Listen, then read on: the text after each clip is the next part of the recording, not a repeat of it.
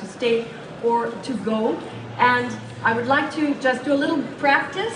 When I introduce them at the beginning of the panel, I would like you to clap a welcome each time afterwards, okay? So let's just kind of do a little dry run. I'm going to be introducing, first of all, Mystery Man over here. A warm welcome.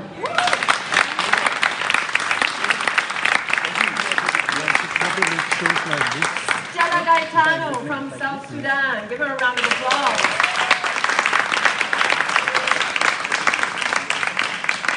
Angele Tundi Esamba from Cameroon and Amsterdam.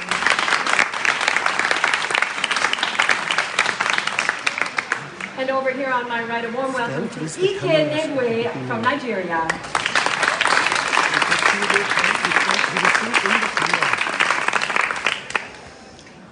We're going to start off with a little bit of music, and I have to tell you, people, this is a once-in-a-lifetime opportunity to experience somebody live, somebody that all of Africa goes crazy for. Bobiwine, the politician, the singer-cum-politician, is here to open this panel for us. So let's hear a huge round of enthusiastic applause for that.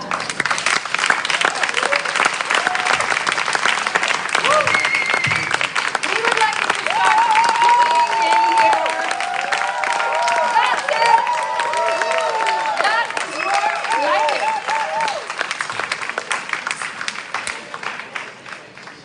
So I'm just going to give a little word. Freedom comes to those who fight, not to those who cry. Because the more you cry, the more your people continue to die. So rise and free yourself no matter where you are, no matter where you come from. I don't know why. I don't know why. See, I don't know why the corruption is too much. Yaga, yaga, yaga. Why the price of electricity is too high? Yaga, yaga, yaga. Why the price of education is too much? Yaga, yaga, yaga. Can't you see human rights violations too much? Listen, we would like to communicate about the things that we have to eliminate. Ignorance and poverty to eradicate. They get those children to educate. Yo, don't you try to politicize. Don't say Bobiwine to politicize. No, sensitize, sensitize. Our people must realize the most important thing, that truth that begins in your mindset to bring the topic problem of educate us. Education is expensive. It's like you said we carry water in a bucket. Oh, I don't know why the corruption is too much. Yaga, yaga, yaga. Why the price of electricity is too high? Yaga, yaga, yaga. Why the price of education is too high? Yay. Can't you see human rights violations too much? So, this is a message to the government expressing what's exactly on the people's mind. We are fighting for freedom. Sing along, come sing along. We are fighting for freedom. Everyone, come sing along. We are fighting for freedom. Yaga, yaga, yaga, yaga, yaga, yaga. We are fighting for freedom. So listen my verse. We are living in a time similar to the one of slave trade. This oppression is worse than apartheid. The gun is the master and the cities enslaved. The pearl of Africa is bleeding. Question, what was the purpose of the liberation when we can't have a peaceful transition? What is the purpose of the constitution when the government disrespects the constitution? Where is my freedom of expression when you jail me because of my expression? See what you're doing to our nation when you're teaching the future generation. See, the leaders become misleaders, and see, the mentors become tormentors. Freedom fighters become dictators. They look at the artists, them say we are bad. We are fighting for freedom. Sing along, come sing along. We are fighting for freedom. My brother Ike, everybody around here, we are fighting for freedom. Sing along, come sing along. We are fighting for freedom. Yeah. Now this one is called United Forces of Change. Because together we stand and divided we fall. Yeah, hear me now? So we're gonna sing it together. United Forces of Change, the only way to get the freedom that we want. United Forces of Change, let all of us come together as one. forces of change, the only way to get a liberation now. United forces of change. Alright, listen my lyrics now. Sir, our people complaining night and day. They wonder why they continue to live this way, but I know that things can change someday. If we really want them to change anyway. Africa is a land of abundance, but the African living in efficiency. The leaders want like presidents, so we must abandon that silly tendency. Africa rich, but the African poor, because the leaders them drunk on power. They run nation like family affair. Citizens suffer, but they don't care. United forces of change, the all of us must come together as one. United forces of change, the only way to get the freedom that we need. The only way how to get our freedom. United. Alright, last verse now. Listen this. Whether you are black man, whether you are white man, whether you are Chinese or you are Indian, whether you are Christian, whether you are Muslim, whether you are culture or you are Rasta. Atumalawo abajega natabantu alimokufa nanjala kwetwega tanetugoba bana bajega tusobola okutasensi ya benjala. I am this Batman from Kamocha. Everything when me I do is all Kamocha, and I'm straight up made in Kamocha. You remember that one time? Listen, I am this Batman from Kamocha. Everything when me I do is all Kamocha, and I'm straight up made in. Yeah man. Big up to all the freedom fighters all over the world. Free Dr. Kiza Besigye. Free Kalanzi. Free Bukenya Tonwizi. Free Olivia Lutaya. Free all the political prisoners. Blessed Lord. Thank you. Thank you very much. Thank you. Appreciate it. One love, respect, in all aspects. Glad. Thank you. Thank you. Thank you very much. Appreciate it. Thank you. Bobiwine, ladies and gentlemen.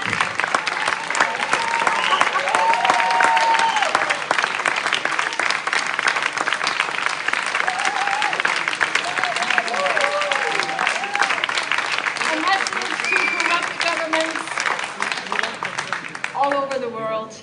We are fighting for freedom. That's a freedom jam of protest songs from Ugandan singer-come-politician Bobiwine. A huge thank you to Bobiwine. Put your hands together again.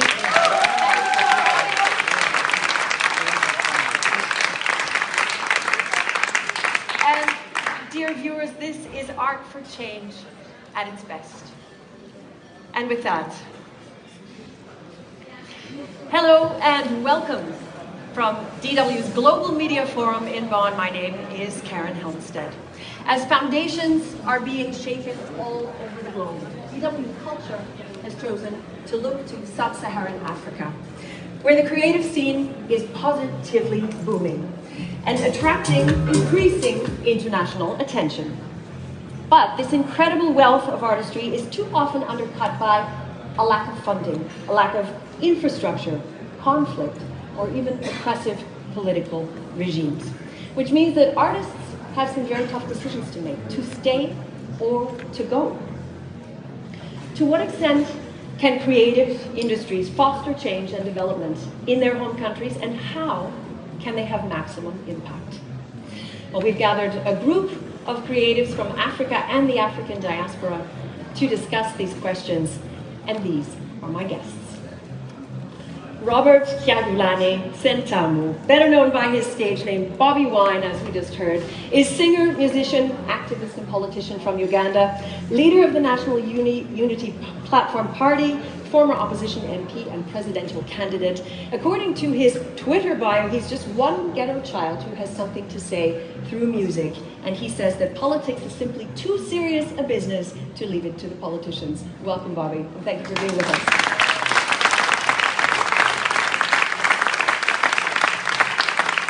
Gaetano is a writer, opinion columnist, and the English Pen Writers Translates Award.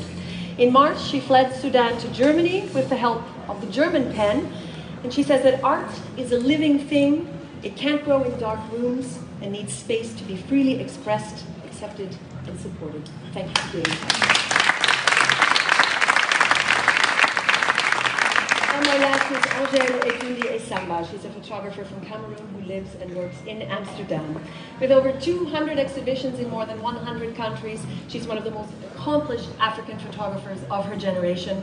Best known for her work in black and white and for her strong focus on African women. Africa is her greatest inspiration and, as she believes, a continent with matchless opportunities and where everything is possible. Welcome, Angèle.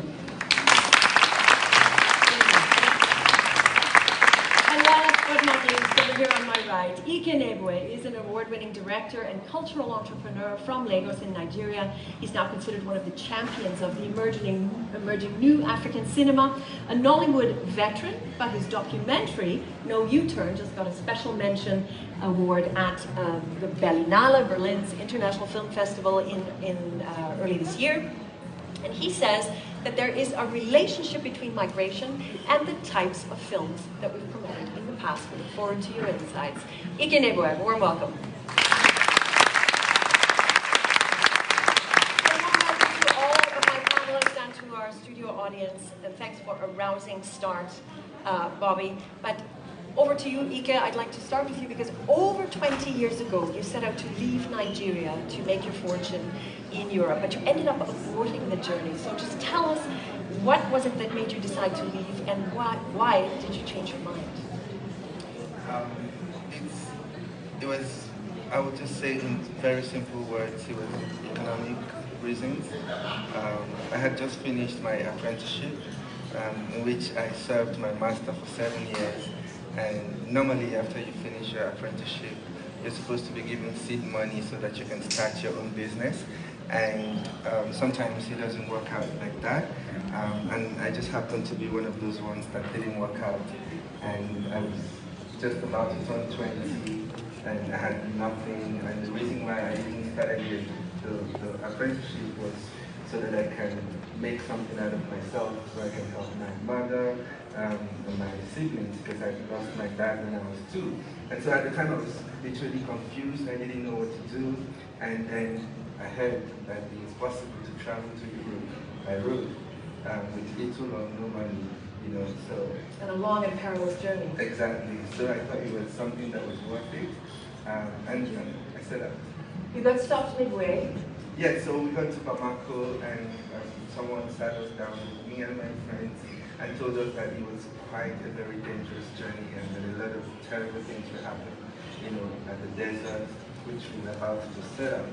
And I realized that, no, I know I wanted to make money and all that, but I had to be alive to be able to. So I was like, no, this is not what I wanted, so I stopped.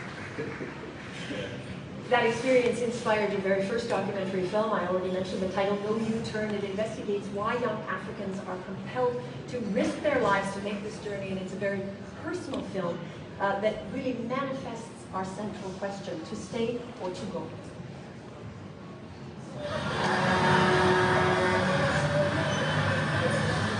26 years ago, I came to this Mile 2 bus park in Boston, Lagos, along with my friends. Our goal was to cross the Strait of Gibraltar and make our fortunes in Europe.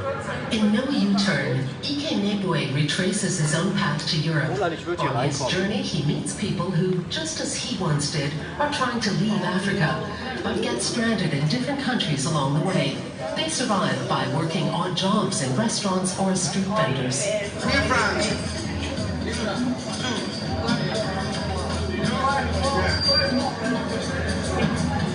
A film about hope, disappointment, and the enduring dream of Europe. Ike Nebwe has also made feature films and offers his expertise to aspiring young directors. He's also part of a support network for African filmmakers. No U-Turn, his first documentary, deals with an issue that's still very relevant today. Why do so many young Nigerians embark on such a perilous journey?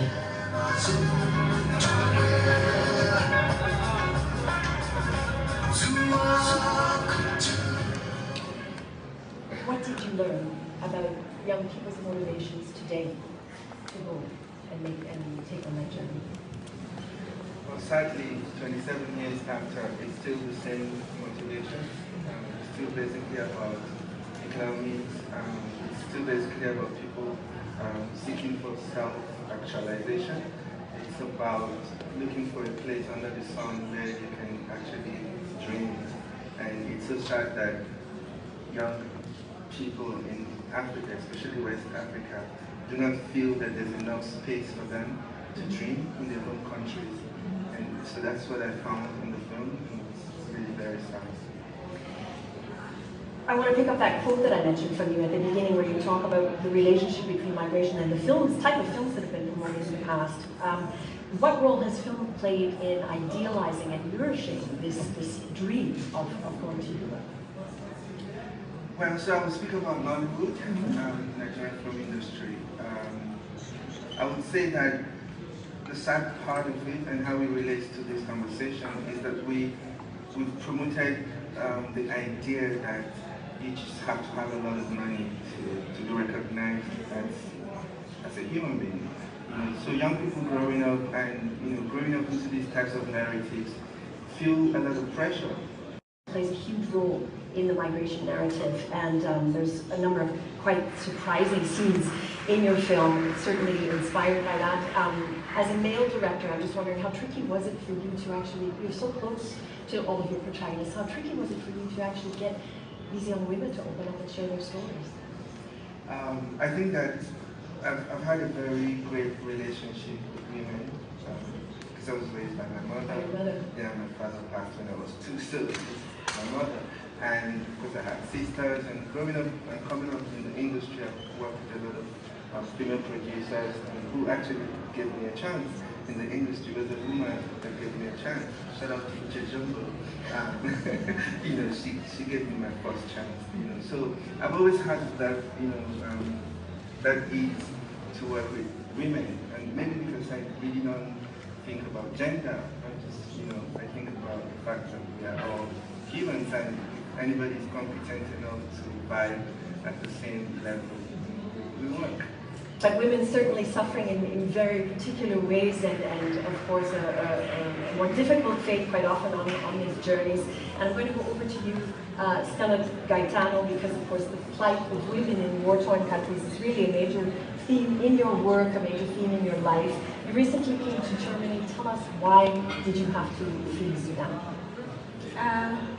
Thank you for letting me be here with others. Thank you. As people know, Sudan till 2011 is like split into 2 countries, and I was Sudanese, and then I became a South Sudanese. So if you spend most of your life to work for your country as a whole, and by sharing others how you can make that change and make that country that you are dreaming about all your life, then suddenly it's split to 2. So your heart is suddenly also split to 2. So that's why I couldn't find myself in South or in North. I still want to be a Sudanese. So that makes my life really very, very difficult to be here or there. And because I was against this idea of we in Africa, we're supposed to unite, not to split again to pieces of countries. Yes, we have respect their destiny, they need to be a whole country, but we're supposed to think about Africa and how it can make us very strong if we are united by some ways. And that was my idea, and I think people not accepted that into Sudan. So you were under pressure. So yeah, I was in the pressure here and there, and I couldn't express myself well, and I supposed to keep silent for a long time. You're trying to communicate a message about Africa. Let's learn a little bit more about Africa, because South Sudan is Africa's newest state. Its independence in 2011 was the culmination of decades of struggle, followed by years of civil war. So to understand this very complex situation, political situation, as Stella Gaetano has just described there with its neighbor, South Sudan, with its neighbor, North Sudan.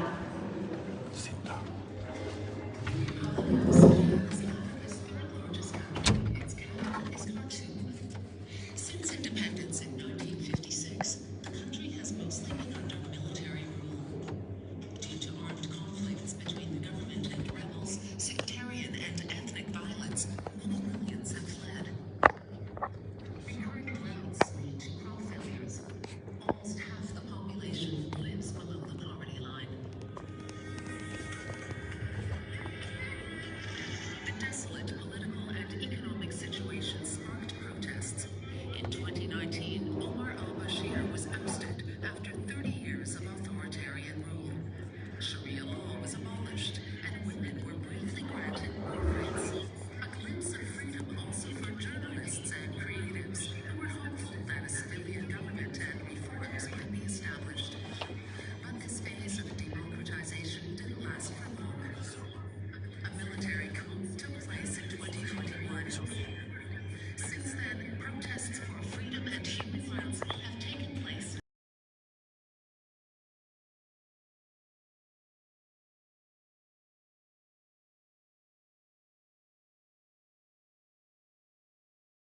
"5 years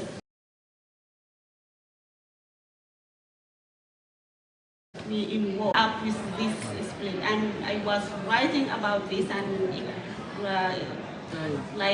try to reflect this in my work, in my writing, how the war and long conflicts will affect the life of people.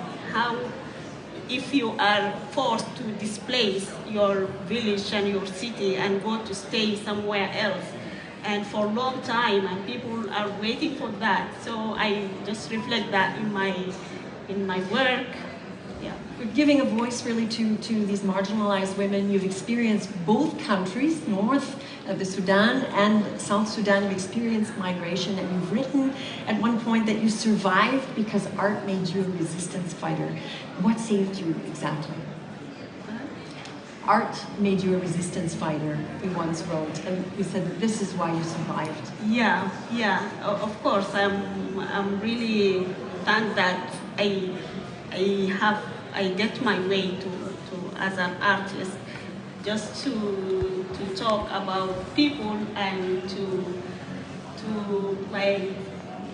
express the people who have no voice to tell about themselves or to talk about their story. So that's it. Tell us, because you're living between two cultures, really. It's a very, very difficult split, as you've described. The north obviously speaks Arabic, you write in Arabic, and yet the south is English speaking. Just tell us how that is for you too. Yeah, because long time away, our war is about the political issues, about cultural issues, and about identity, and about all this stuff. And unfortunately, our political use this huge diversity in Africa. They use it to make conflict between us, to isolate us as a people from each other.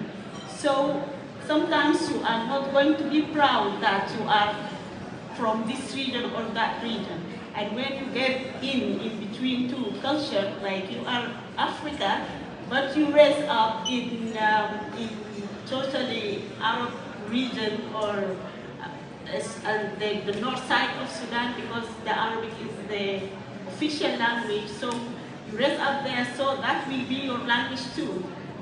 But sometimes people use that like you are now accepting the culture of the enemy or something like that. So they don't want you to be like you are now using the language of enemy. So that's why it's so difficult for us. As a divisive force. Yeah. Thank you for those insights. Now, some 4 million people fled the civil war in South Sudan. Approximately 1 million of them actually found refuge in neighboring Uganda, and that is, of course, the home of our next distinguished guest. They call him the Ghetto President, Robert Chagulanyi Sentamu.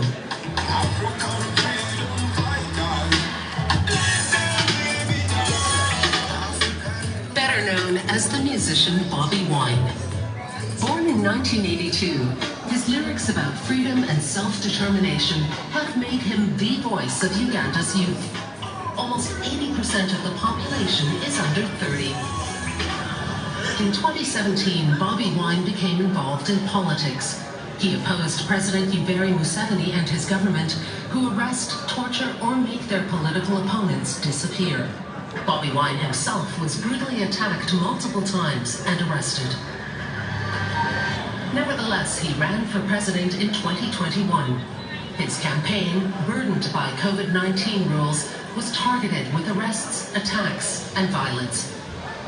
Despite accusations of election rigging, Yoweri Museveni, who has ruled the country for over 35 years, won the election yet again. But Bobiwine won't give up. He continues to be politically engaged and uses his music to fight against social injustices, corruption, and abuse of power.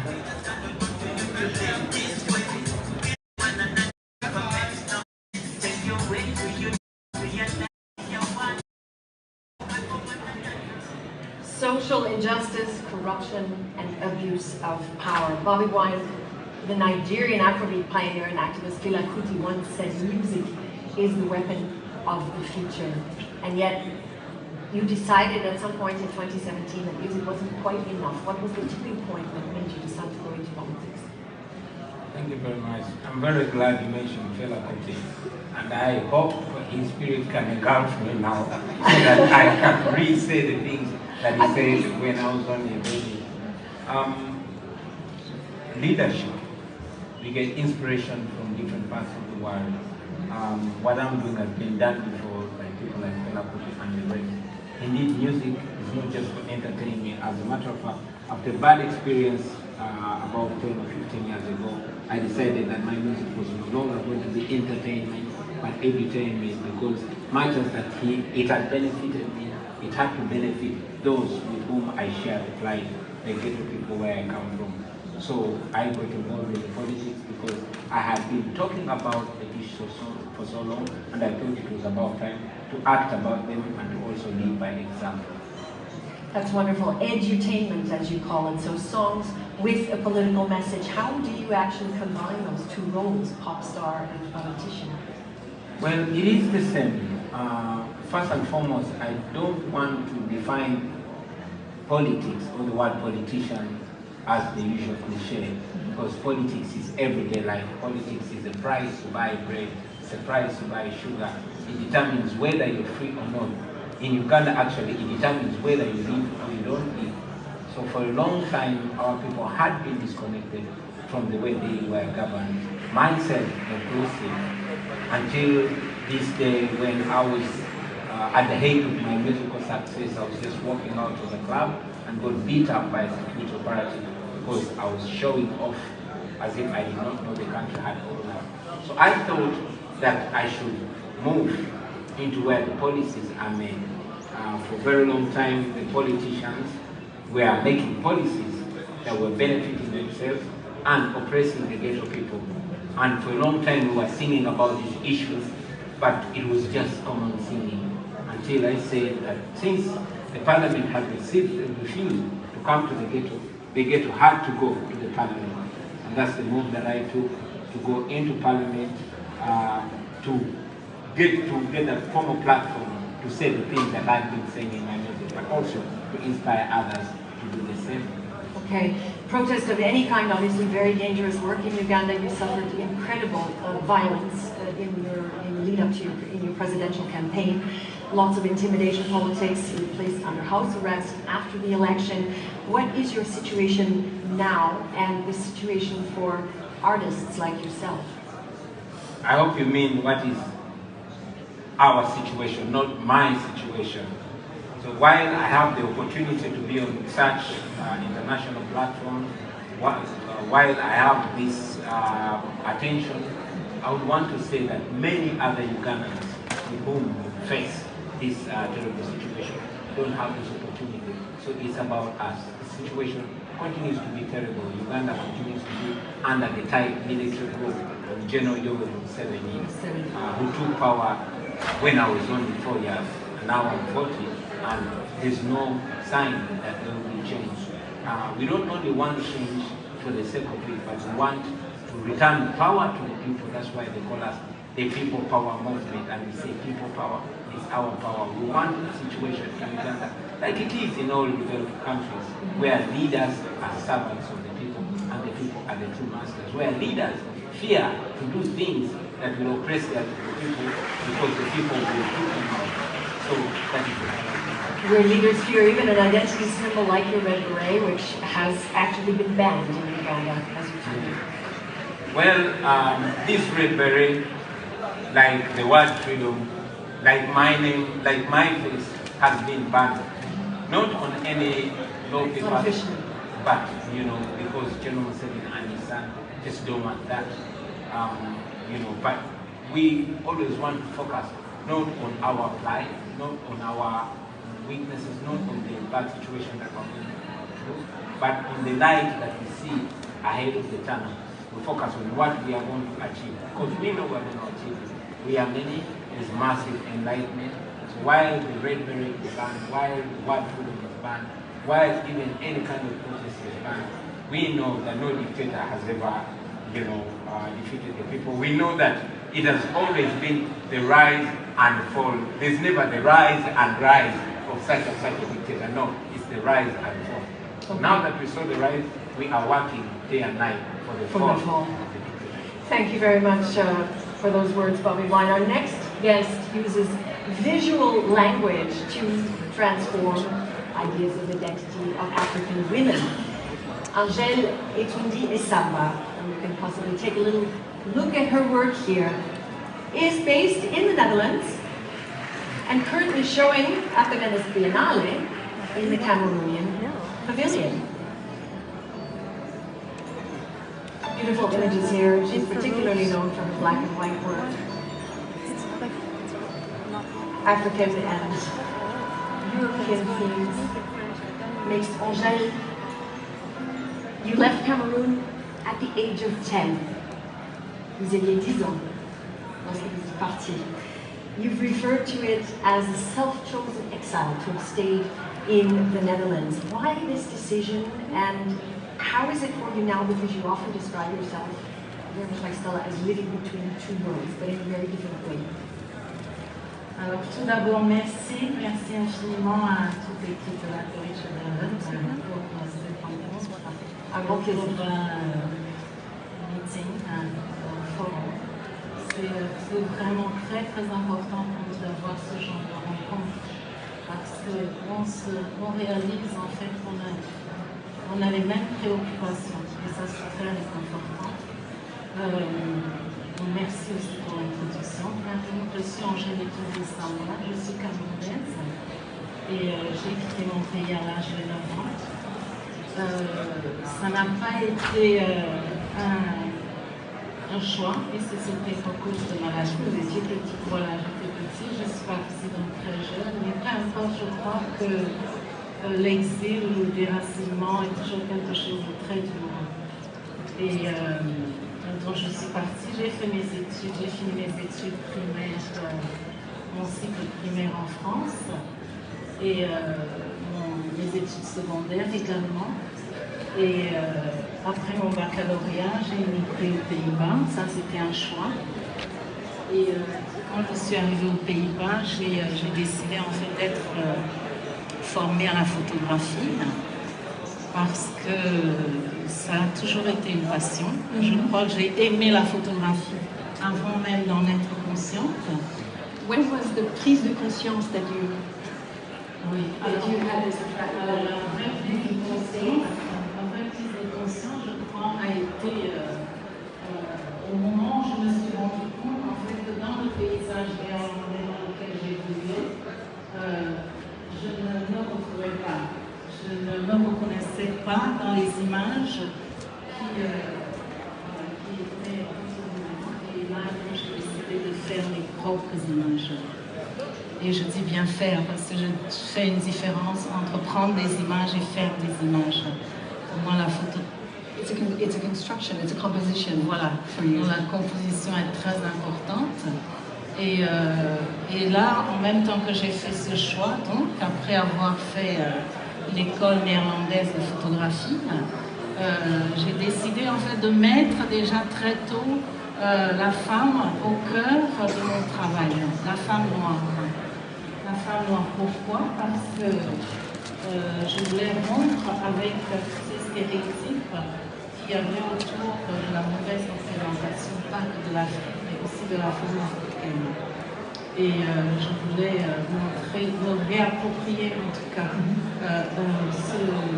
ce corps noir féminin et montrer que c'était un corps comme tout autre corps, un corps qui parlait de, voilà, qui interrogeait, qui dénonçait, qui parlait d'épanouissement, de blessures, de fragilité, mais aussi surtout de force, de force et de résilience. Et c'est ainsi donc que j'ai commencé la photographie. Your work has been exhibited all over the world. It's recently even been included in the permanent collection of the MoMA in New York, so congratulations on that. I'm just interested because you have very much a Pan-African focus as opposed to a focus on your own particular culture. Is that deliberate?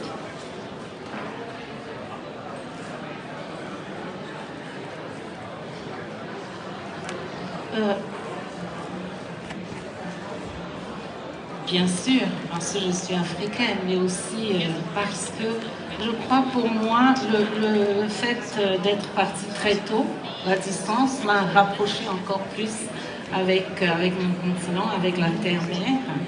Et ça a fait que voilà, la photographie m'a permis en fait de renouer avec l'Afrique. La photographie m'a permis de renouer aussi avec moi-même.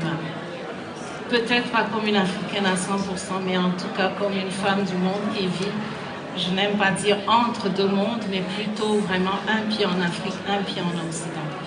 Et ça pour moi c'est un immense privilège, parce que je pense que je peux faire beaucoup de choses ici, étant ici, pour l'Afrique. And the ability that you have in the Netherlands, obviously, to create the compositions that you want, mean that your career has been blossoming really also very, very strongly for the last 10 years. You're having a particularly interesting year this year. The Biennale in Venice is a first for Cameroon this year. 8 sub-Saharan countries are actually represented. Can you tell me about the significance of this for Cameroon and your thoughts on the African presence in Venice, because I know you have quite a few. Alors la Biennale de Venise, imaginez que c'est l'une des plus grandes manifestations artistiques. Ça existe depuis 1895. On est à la 59e édition, c'est la toute première fois que le Cameroun prend part avec son propre pavillon. Donc c'est historique. C'est historique et je crois que comme le disait Bobi tout à l'heure, il ne s'agit pas seulement de moi en tant qu'artiste, mais c'est un pays, c'est un continent, c'est d'autres artistes. Et donc ça permet aux autres de rêver. Et on espère effectivement qu'avec ce genre de participation, dans cette édition, il y a seulement 8 pays africains. Vous vous rendez compte, sur 54 pays, seulement 8 pays africains qui participent. Mais peu importe, je crois que ça donne du rêve, ça permet de croire. D'ailleurs, le thème de la Biennale, le temps des chimères, est très significatif parce que ça veut dire que tout est possible et que l'Afrique désormais va compter. Elle compte déjà depuis une vingtaine d'années avec toutes les manifestations autour de l'art africain, l'art contemporain africain. Les biennales, on en a déjà, mais de plus en plus de foires, à 54, l'Afrique désormais compte. Et ça, c'est important de le savoir et de le dire. Africa counts most definitely. They're possibly even a little bit behind the times, as you're indicating. Transporting a dream, transporting a vision. I just want to open up to the rest of our panelists because to have your thoughts on what role arts and artists can play as an engine for social change, Ike, as a filmmaker? How does that apply? Well, I think that over the course of history, human existence, artists have sort of been avant-garde, provided the roadmap for society, and I don't see that role changing. I think that as artists, it is our job to point the society, our societies, to the right direction. So I strongly still believe that as artists we have a very big responsibility, to sort of show the way. Part of our work is like holding a mirror to the society and then also pointing to the direction that we should. And reflecting the difficulties. You've also spoken of quite the difficulties. Bobby, back over to you, because Uganda is also making its debut in Venice this year. Your thoughts, for instance, I mean, I'm sure governments to a certain degree are finally realizing what an important platform that can be. It's a question of course, as to who gets selected. But your thoughts on the role of art and artists for social change and for sort of feeding these dreams of a national identity that is self-confident. Thank you. I will not differ so much from EK. Indeed, like it has been said by our forefathers, that artists are the mirrors of society. We are the reflections of what's happening in society, both vocally and visually. So we are the spokespeople of society. But in the same way, we can be the chief misrepresentatives of society. And when you mentioned it, that recently governments are noticing the power of art, and particularly in Uganda, there's a very big budget that is put aside to compromise artists and have them misrepresent the voices of society. And you can blame that to the rise of artists like myself. Now there's fear that maybe sooner or later another artist is going to pop up and do the same or even more. So the power of art has been realized. It has been realized by the forces of evil. So I think it's high time the forces of good also realize how best and how important art is and use it to forward what's good. Yeah. Stella, your thoughts? Yeah, all the time I said that art is soft power, and it's going on slowly and it's making change all the time. And we have those who are the dictatorship in our country. Whenever we need to make any event or to organize for any event, it's related to culture, so we have to take permission from the security. And that's why they have that fears from the culture and from the art, because it's changed minds of people, it's raised awareness, it's made people ask questions, big questions about themselves. It's let the people that having that critical thinking about their situation, and they can analyze what is going on here. So, and our leadership and our dictatorship don't want people to make that raise up of their awareness. So they need to resist them. So that's why they are against us. Ike, just another question to you, because from your point of view, is it being taken seriously enough in a place like Nigeria? I mean, how important is recognition at international events, for instance, like you had yourself at the Biennale, at the Berlinale, in Berlin, or the Biennale, the Frankfurt Book Fair? Do those kinds of events and the recognition that you can achieve there, do they generate more support at home? Yeah, they generate a lot of support at home. Again, the job for us as creatives from Africa, from West Africa, especially from Nigeria, is to show what is possible. To show that people can dream from wherever they are. I was born in my village. Pretty much, I left my mother when I was 13. And if I can dream, I think it's important to promote it so that other people can learn as well that they can also.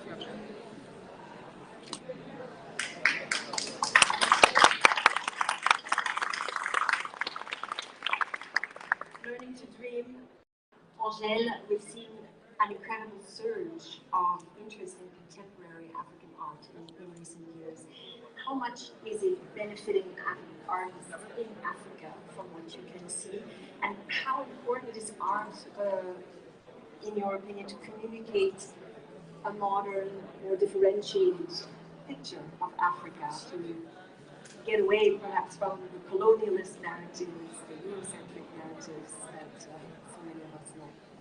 C'est vrai que depuis une vingtaine d'années, on assiste vraiment à une création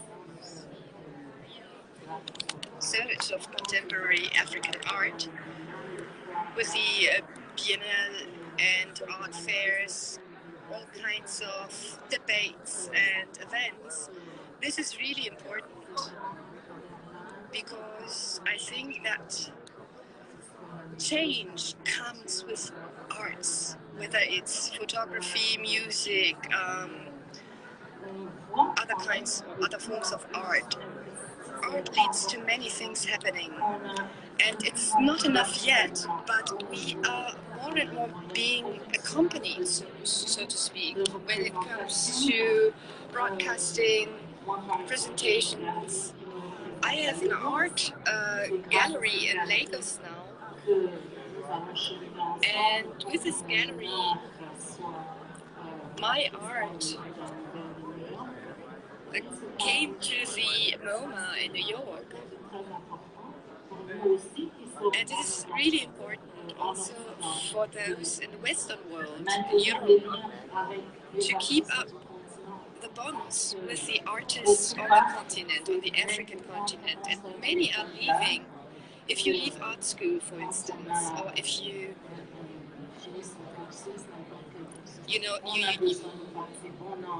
finish your studies, you finalize your studies. When you've done that, you like to leave very often. And thanks to the new technologies, you are able to engage in international dialogue even if you don't go away from home. And artists can travel this way. So this is really, it is really important to see this artistic surge. About the works actually traveling, and maintaining that. He's one of Africa's best known photographers. Born in Oxford with Nigerian roots, self-professed wandering ambassador for two cultures. And this is really very much the model. You can see here the pictures of his work, behind his work. He's also a recipient, we're very proud of this, of Germany's prestigious Goethe Medal back in 2016. And here he is next to me, Akim. It's so nice to see you again. Thank you for joining us here in Bonn. I'd just like to ask you, what are your thoughts after hearing to your colleagues, after listening to your colleagues here on the panel about the impact that art can have, its potential for social change today in Africa? My thoughts are really very have been revitalized, so to speak. So I'm very, very happy. By what you've heard today? Yeah, really, very, very happy. Also, your questions. And they're moving. It's moving forward, hopefully upward. And things will improve. Thank you. It's interesting because we're seeing a lot in Europe that there's a lot more focus being put on artists as actors, even at the Documenta, for instance, and Africa being more included at the Biennale and maybe not as much as we'd like. But do you see the necessary momentum heading in the right direction that is, for instance, different from when we first spoke, when you and I first met? The momentum has increased, yes. It's getting more and more, but it has been there even before. I would say from the 60s, 70s, 80s, one mention of Bella, but there's also writers, filmmakers from all over the continent, and there are more and more coming. So it's really a very good time. And from the continent, it's really moving forward. Things are moving, and Angèle mentioned the works traveling. This is a wonderful sort of unique, because you exhibit all over the world. Your works travel widely, but so do you yourself. You teach, you curate widely. You were just on the jury for a photography prize yesterday. What are the dreams and inspirations of young artists that you encounter around the world in your classes? How do you try to inspire them? They want to achieve, and we the mentors, the teachers, the facilitators, we really try to encourage them. It's for many very, very tough, and especially as a creative person, a young person. I mean, you learn very little, but we really encourage them, and step by step, moving forward. One thing I really want to stress: you have to be passionate about what you're doing, Which you are. and also they should do research. So you can literally be creative about anything you want to. It could be cooking, photographing, butterflies, but do it with a real passion and with real intent and research. And then you come forward to that. And are they actually, most of the people that you're talking about, for instance, if you've got some people in your mind, are they hoping to make it at home? I mean, they want to achieve it, or are they being forced with this tough decision of, do I have to stay? Do I have to leave? Do I have to go somewhere else where there's possibly better conditions? The majority are staying. Okay. This is something people I don't think fully So realize. these messages are getting through. Oh, definitely. And most human beings stay where they are born, so or in their region, on their continent. So this is very much the case. And human beings are like plants, so we have roots. So as the roots are very much away from home, away from we grow up. And then again, and now it's much easier, especially in the digital age, the social media, so you can really do your research. It's so very important to be very grounded, and then up you go. You're someone, you talk about research. Research is really your daily bread. You're constantly traveling all over the place. The capital cities and metropolises of Africa are really your stomping ground. Interest in contemporary art, as I was mentioned earlier, from Africa has dramatically increased also within Africa itself. You're so often in places like Bamako, Lagos, Kigali. Can you tell me, do you see positive developments there in terms of actual